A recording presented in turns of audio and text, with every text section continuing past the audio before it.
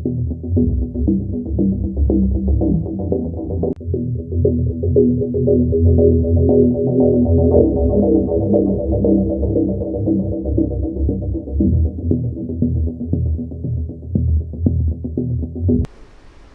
Back नाजरीन।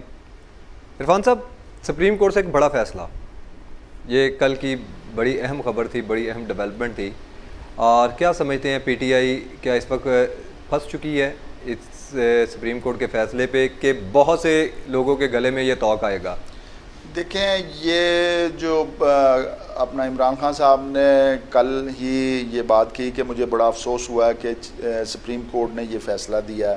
हमने तो वो जो थी मरासला वो भेजा था और ये वगैरह वगैरह, लेकिन ये देखें कि जो फ़ैसला इनके हक़ में आता है, नून लीग को दबाया जाता है, उस वक़्त ये खुश हो जाते हैं। और जब वो फ़ैसला देते हैं और सुप्रीम कोर्ट देती है जो सबसे बड़ी अदालत है, तो फिर उनको अफसोस भी होता है जो इनके ख़िलाफ़ आता है।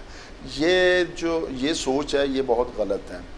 अगर उन्होंने इनको दिया है तो उस पर समझने की ज़रूरत है कि क्योंकि उनको अपनी गलतियाँ जो हैं वो तस्लीम करने की ज़रूरत है।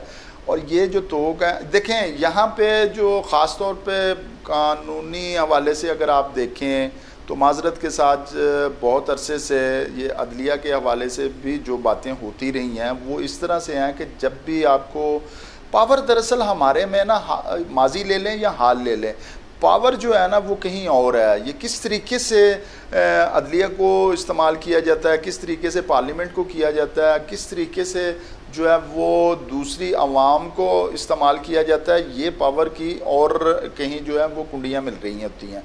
हाँ, ये बात है कि ये जो अब अगर वो चाहेंगे तो ये आर्टिकल 6 का एक रवाज शुरू हो जाएगा। ये दबाव के लिए होता है, ना तो पीछे किसी ने की है, बेशुमार गलतियाँ हुई, बेशुमार आज तक किसी के ऊपर भी तलाक नहीं से वो कोई नहीं, सिर्फ आर्टिकल लिखा ज़रूर गया। हालांकि अगर ये पहले दिन से अगर किसी ने ऐसी लफ्ज़, ऐसी हरकत, ऐसा जुर्म किया होता और पहले बंदे को जो है वो आर्टिकल 6 के तहत सज़ा दी गई होती तो आज किसी की जुर्रत ना होती।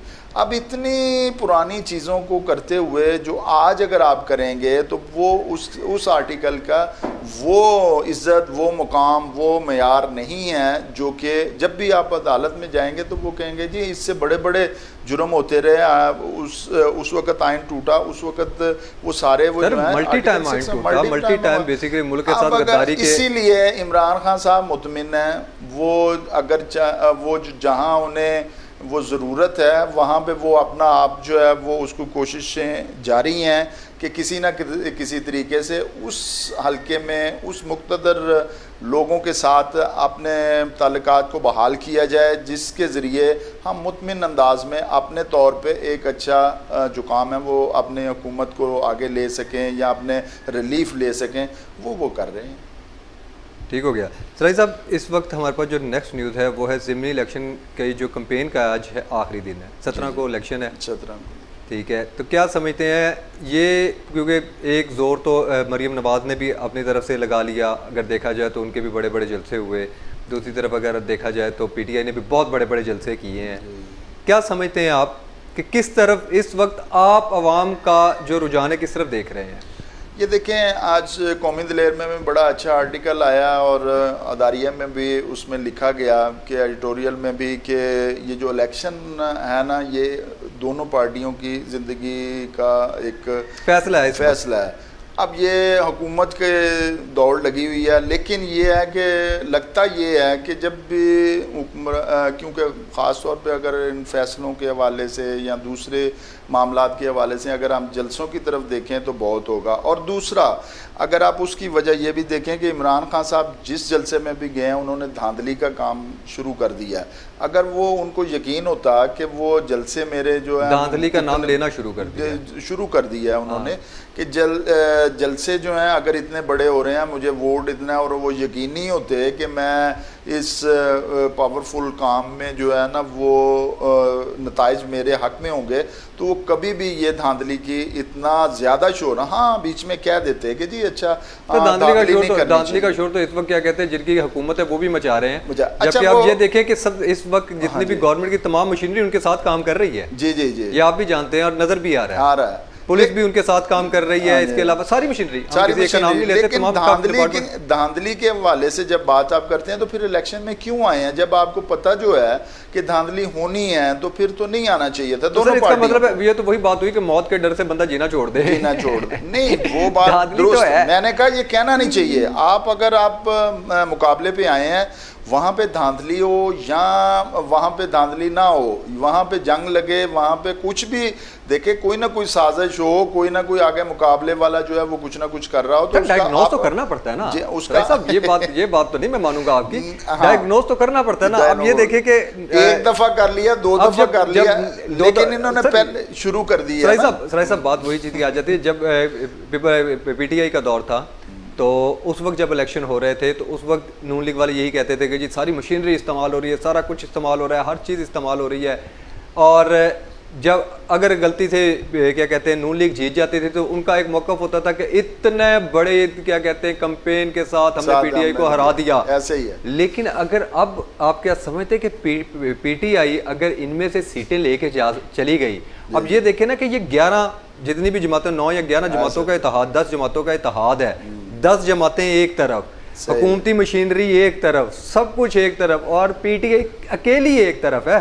नहीं कैसा, और अगर फिर भी जीत जाती है तो इसका मतलब है फिर वो बात वही आ जानी चाहिए, फिर तो इनको भी इलेक्शन नहीं लड़ने चाहिए। आप ये जो 11 आप 7 बीच में लगा रहे हैं ना पार्टीज, उसका नहीं है, क्योंकि पंजाब जो है सर सपोर्टिंग तो है। नहीं, सपोर्टिंग इलेक्शन का मतलब सर देखिए पंजाब इलेक्शन का मतलब ये है कि अगर वहां पे इलेक्शन हुए तो फिर पीपल पार्टी ने क्यों नहीं अपना कैंडिडेट खड़ा किया? पीपल पार्टी आ भी जाए तो कोई फर्क नहीं पड़ता सर, जो भी है इलेक्शन, इसका मतलब ये है कि पीपल पार्टी तो फिर लाहौर के अंदर अपने कैंडिडेट ही ना खड़े करे, ठीक है? वो जब भी पीछे उसने किया, क्योंकि वो इत्तेहाद इस वक्त, ये तो आप माने, आप ये बात तो माने कि इस वक्त इत्तेहाद है, वो सारी के सारे जो जितने भी हैं, जितने भी ये इस वक्त क्या कहते हैं बरसर, जितने भी ये सारे जमातें आपस में इकट्ठी हुई है, पीडीएम बनी हुई है, ये एक दूसरे को सपोर्ट तो कर रही है, इस वक्त नून लीग को सपोर्ट कर रही है, अपने वोटर से कह रही है कि नून लीग को वोट दो। मुकाबला जो है ना, मुकाबला वो नून लीग और पीटीआई का है। नहीं सर, मैं ये समझता हूँ कि 11 जमातों का है, 10 जमातों का। चले आप दिल की तसल्ली के लिए दिल की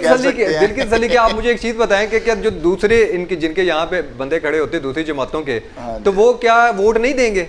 अच्छा, वो किसको कह रहे होंगे वोट देंगे? चले आप ही मुझे बता दें। नहीं, वो अपना वोट लेते हैं। हाँ, वो क्योंकि उन्होंने तो अपने बंदे खड़े नहीं किए, तो वो अपने बंदों को किसको कहेंगे कि वोट देंगे? उस नुकसान, वो थोड़ा सा नुकसान होता है। लेकिन अगर देखा जाए, वो मरियम नवाज ने यही कहा कि आप अगर धांधली का करते हैं तो आप फिर साहब आप बात फिर चेंज कर गए हैं। मैंने आपसे एक छोटा सा सवाल पूछा। जी, ठीक है, मासूमाना सवाल जी, कि जो बाकी 10 जमातें हैं वो अपने कैंडिडेट को क्या कह रही होंगी इस वक्त के किसको वोट दें, क्योंकि खुद तो उन्होंने अपना कैंडिडेट खड़ा नहीं किया। अच्छा, जब वो खड़ा नहीं करते तो वो अपने अच्छा, इसमें सिर्फ इलेक्शन के अगर देखें ना, तो इलेक्शन की अगर स्ट्रेटजी को वो गौर करें तो वो ये इतना सा होता है, वो कहते किसी को नहीं है कि जी आप नून लीग को वोट दें या वो उस तरह से करें।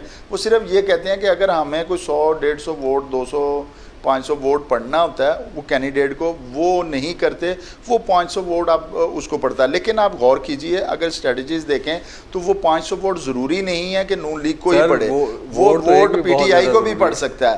इसलिए वो इनकी मदद नहीं कर रहे होते, बल्कि ये होता है कि वो उस वक्त अगर हम नहीं गोल नहीं, ये आप जिससे भी सियासी जो बंदे हैं वो इलेक्शन लड़ते हैं उनकी आप गौर कर लीजिए, ये दोनों चीज़ें जो हैं ये इस चीज़ पे आती हैं कि अगर वो वोट ले लेते हैं तो वो एक पार्टी को नुकसान देते हैं, लेकिन अगर वोट नहीं देते वो दोनों पार्टियों को फ़ायदा दे जाते हैं। क्योंकि वो वक्त जो है हमारे पास ख़त्म हो रहा है। ठीक है नाज़रीन, हमारे इस वक्त प्रोग्राम का वक्त ख़त्म हुआ चाहता है और कल एक नए टॉपिक के साथ, नई खबरों के साथ आपके सामने फिर आएंगे। तब तक के लिए हमें इजाज़त दीजिए। अल्लाह हाफिज़।